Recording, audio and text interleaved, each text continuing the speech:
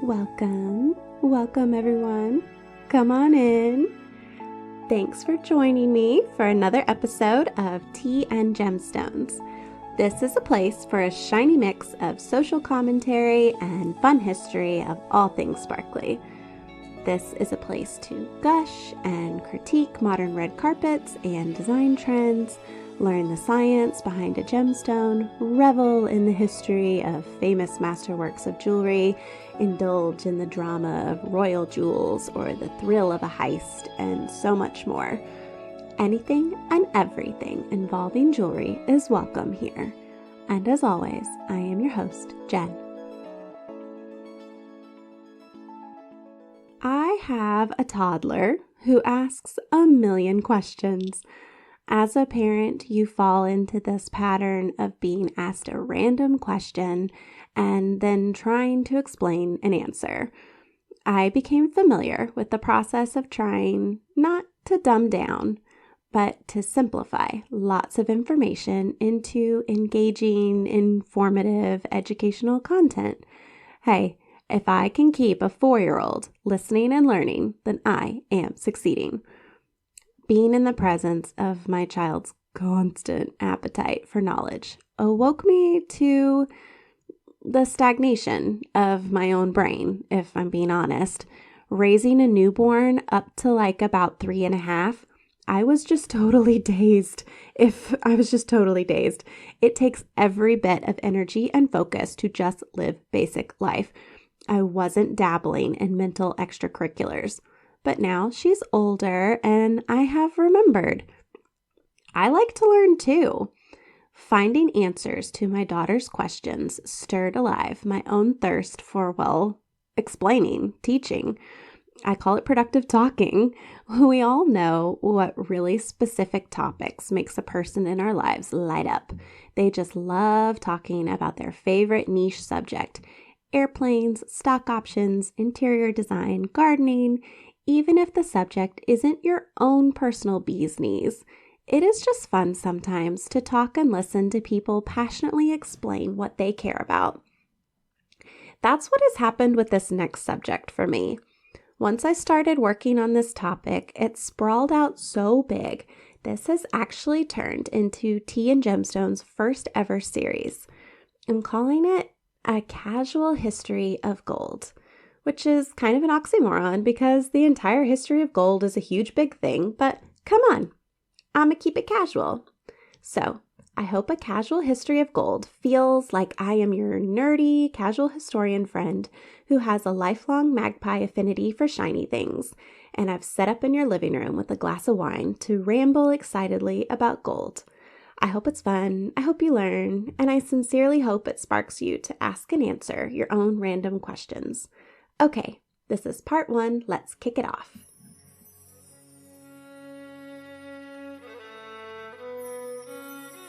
Let's play a word association game. I'll say a common phrase and you see what word your brain automatically fills into the blank. Baby, you're good as. All that glitters is not. You're worth your weight in. Come on, team, let's go for the... Okay, is your mind filled with thoughts of gold? Then you're among the company of about all mankind. Humans have been obsessed with gold since the beginning of recorded history, and I'm guessing a good way back before then too. Humans first discovered gold around 30,000 years ago. I mean, gold has been found on every continent of the earth except Antarctica. And the shiny yellow stuff has been a permanent focus of our personal stories, treasures, economies, royalty, and religions. So here we go. We are following a golden thread through history. Gold has been connected to the history of mankind since before history was ever written down. It motivated wars, justified conquests, spurred exploration, facilitated commerce, inspired artistic masterpieces, invoked religious reverence, and yielded scientific discoveries. And of course, became the most enduring, iconic form of jewelry of all time. Well, I have laid out a broad, vast scope, haven't I? Did you ever consider gold to be so tied to history? I think for a lot of people, whenever the topic of gold comes up, their mind goes to money. But if you thought gold was mostly a topic for like stocks and bonds, investments, and money market talk, a report in 2011 stated that actually 50% of all new gold pulled from the earth is used in jewelry. A nice big fun number from a different report is 201,296 tons. That's the consensus for how much gold exists above ground as of 2020. In the last 10 years, 25,800 tons of that above ground gold went to jewelry. But using gold in jewelry is not a modern trend. Guess what? Over 3,000 years ago in ancient Egypt, we found gold jewelry. I think we have to back up in our history of gold. Back way up. We're talking about gold being above ground, below ground, hanging in chains around our neck, in our pockets. But I'm getting ahead of myself. Hey, where in fact did Earth's tons of gold really come from? What is gold's very beginning before it's on the stock market, in a jewelry box, waiting to be discovered in a California riverbed?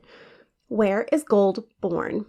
Well, on a clear, dark evening, you can go outside and look upwards to gaze upon the star mothers who can birth gold into creation. Yeah, this isn't me trying to spin together a silly metaphor. Gold, guys, it came from space. Y'all ready to get sciencey? This is going to get deliciously sciencey. Gold knew how to make an entrance. There really is no more explosive way to come into existence than via supernova nucleosynthesis. Supernova nucleosynthesis is when a huge star, one in a size category 10 times bigger than our sun, that huge star explodes. But before they explode outwards, they start self-destructing at the middle with what scientists call an internal shockwave. Massive progressive destruction from the core out, with the star falling apart like an evil villain's fortress at the end of a Marvel movie. During the internal melting and collapsing, new elements are synthesized, that means created, from all the raw materials mixing in the guts of the dying star. Then the star explodes, and all those new elements, like gold, are sent on the ultimate express mail service, distributed all across the literal universe. So that's one space theory about the birth of gold. A star melts down internally and explodes outwards. A second theory is called a neutron-star merger, where giant stars actually crash into each other like bumper cars and mix together, and gold and a bunch of other heavy elements are created. In August 2017, scientists actually witnessed this phenomenon. The Astrophysical Journal published a report detailing stars 3 times larger than our sun, colliding and smashing into each other, a mere 85 to 160 million light years away. Scientists ran models of the collision and released data that they believe the neutron-star merger yielded, quote, between 3 and 13 Earth masses of gold, end quote. An Earth mass means equal to the entire weight of the planet Earth.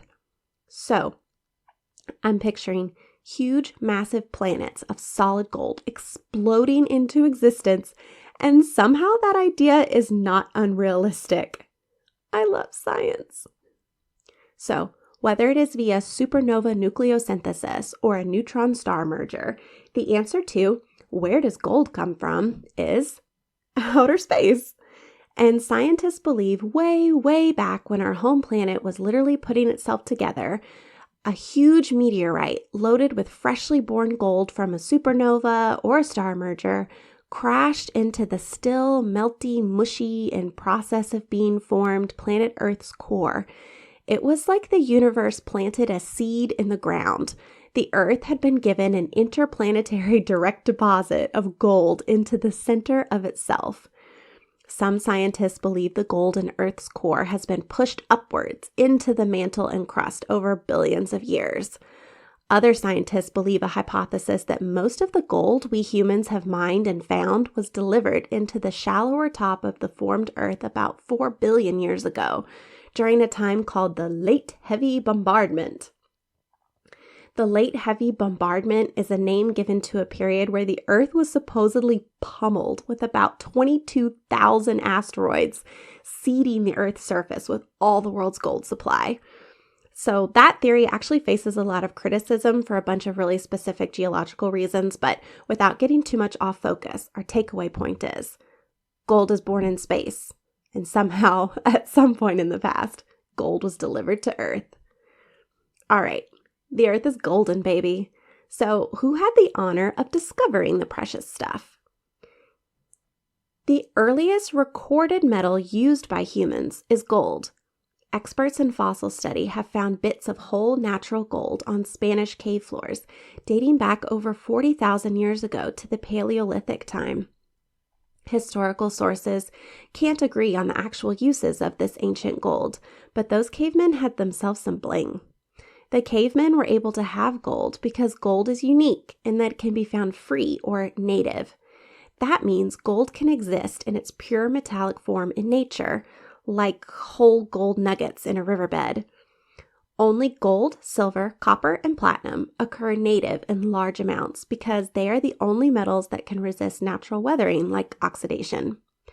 Native metals were prehistoric man's only access to metal because the process of smelting didn't come onto the scene for thousands of years. Smelting is when you superheat up ore, which is the host rock that holds the metal, to get the metal out. But gold can be found on its own, and in a place like ancient Egypt, it was abundant. Like I mentioned before, we have archaeological artifacts of gold jewelry dating back to 3000 BC. Egypt gave us our first recorded gold map. Spoiler alert, everywhere. Ancient Egypt had gold everywhere. Egyptian hieroglyphs from 2600 BC record an Egyptian pharaoh, that's what they called their kings, claiming that gold was, quote, more plentiful than dirt, end quote. We all know what Egypt's physical landscape is like. It's a lot of sand and dirt. And apparently also gold, abundantly gold. Egyptians believed gold was the flesh of their sun god Ra. They actually called the metal the skin of the gods. Because of gold's revered status, initially only pharaohs were allowed to wear it. It was considered state property. But as time went on over the centuries, there was so much gold, the pharaohs decided it wouldn't hurt to spread it around. Next, priests were allowed to wear it, and eventually the general population. If you had the money, you got to have gold. As Egyptian civilization progressed through the ages, we see the abundant resource of gold permeate all of society. It isn't hard to see why ancient people fell in love with gold. Gold as a material is easy to love. Gold is very malleable, which means it can be bent, hammered, pressed, and molded without breaking or cracking, making it perfect for any shape. If you keep hammering gold, it will just get thinner and thinner and thinner. Gold leaf can go as thin as 1 micron. One amazing example of gold leaf from ancient Egypt was found in a tomb of a nobleman named Netefe. His mummy wore an elaborate broad collar necklace across his whole chest. The collar was carved from wood as a base, but the entire swooping curve was covered in the thinnest of gold leaf, etched with a tiny grid pattern. Egyptian goldsmiths would adhere the gold leaf to the wood with a plaster gum mix made from plants. If you can think it, dream it, imagine it, then the ancient Egyptians probably made it out of gold. We have artifacts of statues, vases, beads, all forms of jewelry, bowls, cups, plates, hair ornaments. Egypt had so much gold, they even used it to make doors, floors, and pillars in their palaces and temples. We have so many amazing pieces of gold from the ancient Egyptians because of their funerary habits. Namely, they buried people with their best stuff, like the nobleman with his fancy collar necklace I just mentioned. They believed whatever went into your grave with you would be transported to your personal afterlife. So, take your favorite bling, you'll get to use it for eternity. But the treasure Egyptians put inside tombs went far, far up the grander scale than a necklace. Because while all sorts of regular people, their graves would yield some sort of jewelry, a trinket, maybe a religious ornament. But the real jackpots, The real jackpots were the tombs of the pharaohs.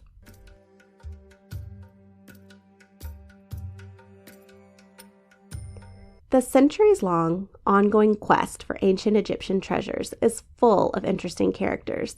The motivation of gold and treasure brings the most, I hate to say interesting again, but just the most interesting people into documented history. The first archaeological hunt for treasure, not just grave robbing, kicked off in 1798 when Napoleon Bonaparte brought not only 35,000 soldiers, but also 160 artists and scientists to Egypt. Napoleon was there to, he said, protect French trade interests, aka he wanted to harass the heck out of the British in India, and he brought the nerds along for good propaganda. Like, look, I'm not actually sort of conquering, we're exploring for science and history. And even though his goals really were military-minded, he did let the explorers do their thing. And they made lots of discoveries, including the Rosetta Stone in 1799, which allowed for the translation of ancient Egyptian hieroglyphs. But in 1801, the British made Napoleon stop messing around, and they kicked him and all his forces out of Egypt, and they took the Rosetta Stone. It's been on display in the British Museum from 1802 until present day. But besides the revolutionary Rosetta Stone, Napoleon's nerds had, within their first year, discovered 16 tombs, although the tombs were devoid of golden goods and their original mummified owners themselves long since stolen. After these first discoveries, the 1800s really kicked off Europeans' Egyptian treasure hunting obsession. I mean, a brand new profession developed. You could go become an Egyptologist, a job description combining being an archaeologist, historian, and linguist engaged in the study of ancient Egypt and its antiquities. But if you were an Egyptologist, basically an academic treasure hunter, you wanted to put your feet to sand and go exploring. Think of the technology of this time frame, the risks, the diseases there are no vaccines for, the crocodiles and hippos of the Nile alone would give me pause. So the type of person who feels the pull of undiscovered gold, looks at the circumstances of how to even start to find it and decides, yeah, I can deal with that. All the risks and uncertainty is worth the possible reward. That type of explorer person is fascinating to me. There's a guy, Giovanni Belzoni, a 6'8" former traveling circus strongman, who even when he was exploring in Egypt still introduced himself by his circus stage name, the Great Belzoni. Belzoni famously transported huge statues that stumped others' attempts, and he discovered the tomb of Ramses I in 1817, and he was the first to get into one of the pyramids of Giza. Belzoni had to keep looking over his shoulder, though. He had a hostile rival named Bernardino Drovetti. Drovetti was a notorious Italian antiquities collector, suspected of sabotaging and stealing from others' endeavors. There was also a man named Colonel Howard Vyse. He was born in England in 1784. He served in the military for a while, hence the colonel title, and he tried his hand at being a politician, but he got in trouble for buying all his votes. So he decided to go to Egypt in 1835, and he started what the records state is gunpowder archaeology. Basically, he blew up ancient monuments looking for treasure. He used boring rods to drill 27 feet deep into the side of the Great Sphinx, inserted dynamite, and blew off huge chunks looking for a treasure chamber. He also blew up the sides of a couple pyramids before running out of money and going back home to his 9 children. Without the lure of gold and treasure, would men like the Great Belzoni or the Colonel be recorded in our history books? So yeah, the people responding to the call of treasure could be a little colorful. And the first 130 years or so of Egyptian treasure hunting had yielded some insights into the treasures possible. But every tomb found from long ago had been ransacked and robbed. So truly, we did not know the capacity to which the pharaohs adored and utilized gold until the discovery of a guy I think you've all heard of, King Tut.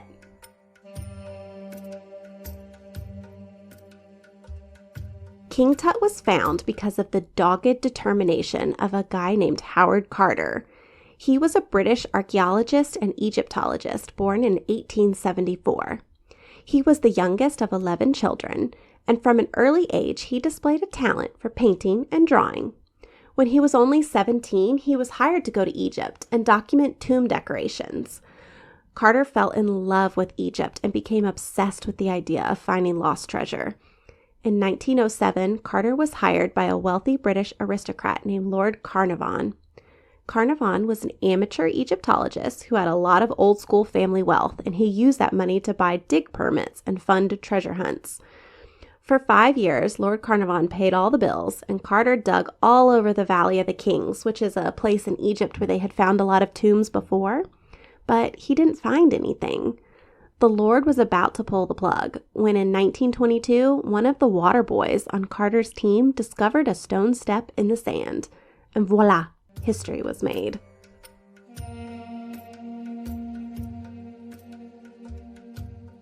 King Tut's tomb was unique because it was discovered intact and previously undisturbed.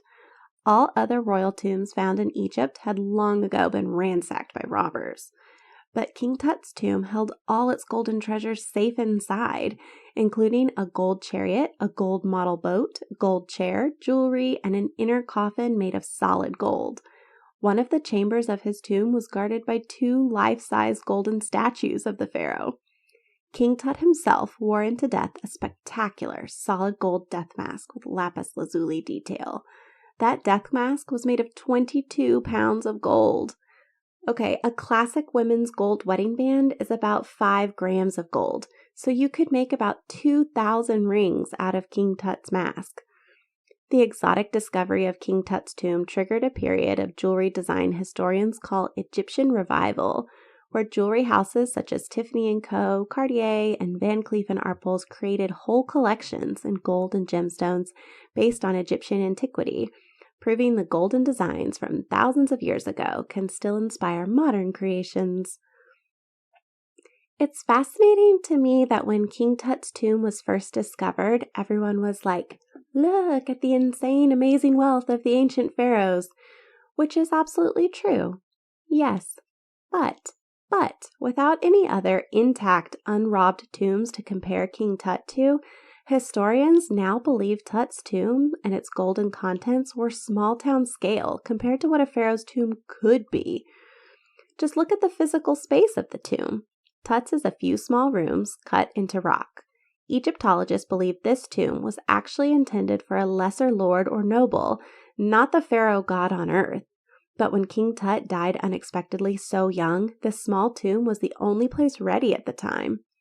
Look at the sheer massive scale of the Great Pyramids.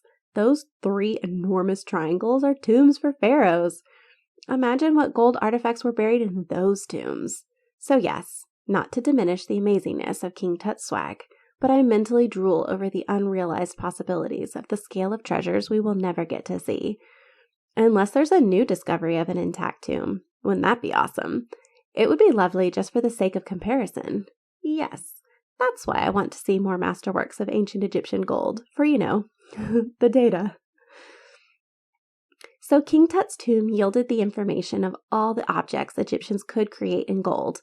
But with the revered status of gold, the skin of the gods, in ancient Egypt, they did not use gold as money. They actually used barley and other agricultural goods as currency. The first known use of gold in coin form was in 600 BC in Lydia, Asia Minor. Lydia? Well, it's present-day Turkey.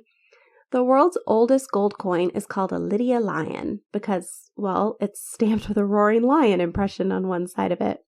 It's 4.7 grams and is actually a gold and silver alloy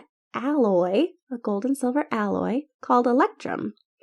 Electrum can occur naturally, and it did in large amounts in the Kingdom of Lydia. Electrum would have been a better material for coins than solid gold because solid gold is really soft. But why did the Lydians become the first people to use coins anyway? Well, the Kingdom of Lydia was a big-time hub for transcontinental trade with coastline on the Black, Aegean, and Mediterranean seas. Trade from Africa, the Middle East, and present-day Europe all passed through Lydia. Before coins were on the scene, raw metal bullion or other goods were bartered for trade. A bartering system is trading different objects, so it's totally up to whatever a person just feels their item is worth. What if people couldn't agree that their goat should get them wheat, or the value of their silk cloth trading for some medicine? By creating coins of uniform value, the Lydians sped up and streamlined transactions, and one of their main trading partners took notice of the efficiency: the Greeks. They took the idea of coins and ran with it. There were over 2,000 self-governing city-states in the Greek world, and over half of them started making their own coins. Some of the coins were made from electrum, like the Lydians, but almost all of them were silver because the Greeks had massive amounts of silver deposits on their territory. Gotta work with what you got. All coins of this time period were handmade. The coin designs were carved into dies, and then a blank disc of metal was placed between the dies. The coin maker would then strike the top die with a hammer, creating a coin with the impression on both sides. The Greek coins were renowned for their tight standard of purity and weight, making them very popular and easily incorporated into use all over the world.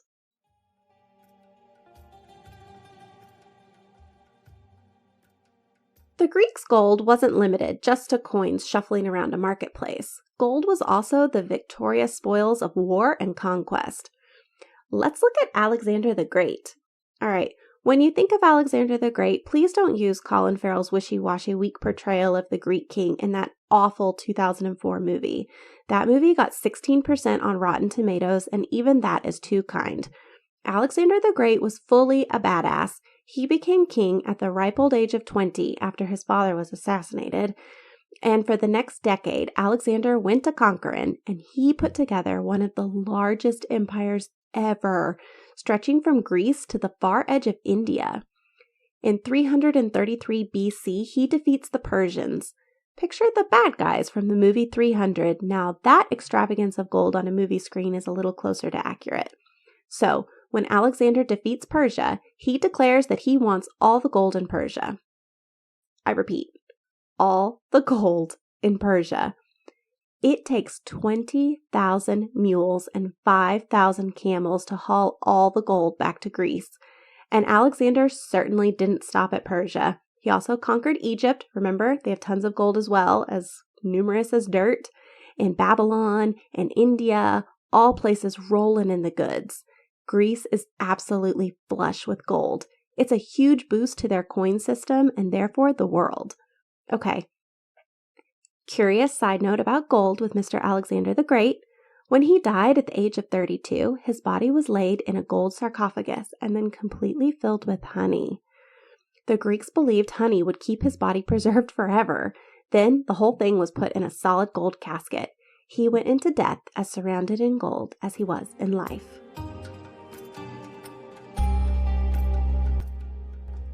So Greece has a lot of gold. They didn't just make coins or lock it up in a bank. Like the ancient Egyptians, the ancient Greeks associated gold with their gods. They believed their gods wore togas of gold and golden crowns. Gold also features prominently in many Greek myths, like King Midas and the Golden Touch, Jason and the Golden Fleece, and the Golden Apples of Hesperidon. To honor the divine nature of the untarnishing yellow metal, the Greeks used gold to make valuable, beautiful objects to be displayed and enjoyed. We know this from artifacts. One artifact was discovered in a most unusual way. In 2016, an elderly British man grabbed a cardboard box of trinkets from under his bed and took it to an appraisal and auction house called Dukes of Dorchester. The man's grandfather had left him the box of odds and ends, and he wanted to see if there were any items of value. Boy, was there. From inside the beat-up box, the appraiser was astounded to find a 2,300-year-old Greek crown made of 24-karat pure gold. The crown was a floral myrtle wreath design about 8 inches across and weighing in at approximately 100 grams. The ancient Greeks wore crowns during religious festivals or for winners of athletic competitions. Did this crown maybe adorn the head of one of the first ever Olympic winners? Alas, we'll never really know for sure. The man had no idea where his grandfather had found the gold crown. However, archaeologists do have an idea of where the crown has been, most likely a grave, because nestled in the creases of the crown was ancient dirt.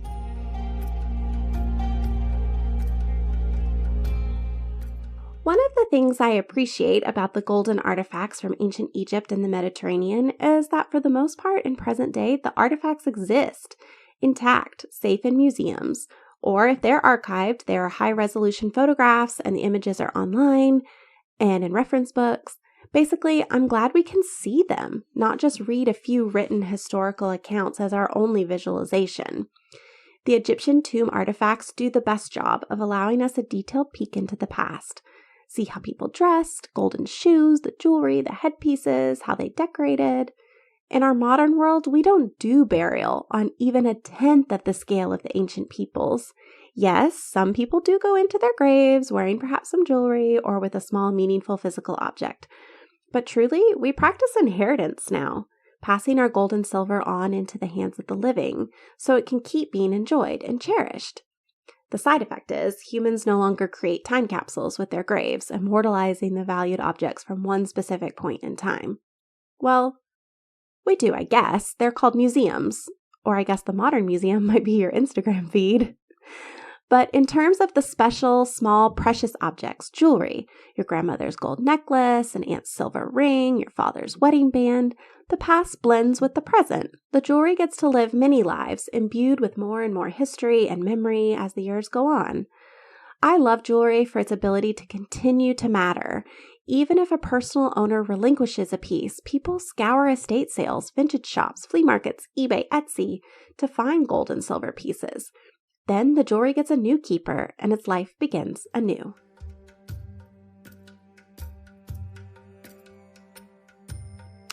Well, that closes out the first episode of our series, A Casual History of Gold. I hope you've gotten hooked on thinking about gold and its intriguing connection to history. This beautiful, moldable, workable metal that was born in the galaxies above us, that just blows my mind. The thought that my gold wedding band that I wear all the time quite possibly came from a star supernova a gajillion light years away will never not be really, really cool. The earliest of humans discovered gold just existing in its perfect yellow state, and so many different cultures instantly attributed a divine nature to the metal, like it was too amazing to be anything other than heavenly. We will see in the next episode how that reverence for gold and mankind's insatiable desire to possess it led to a rapid, vast expansion of some cultures and the utter annihilation of others. I hope you'll tune in.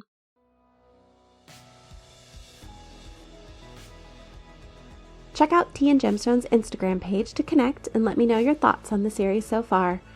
The show notes contain a link to our website, which has full transcripts of episodes and our bibliography. Our theme song is by Joseph McDade. I am Jen, and it has been a pleasure being your host. And until next time, stay sparkly.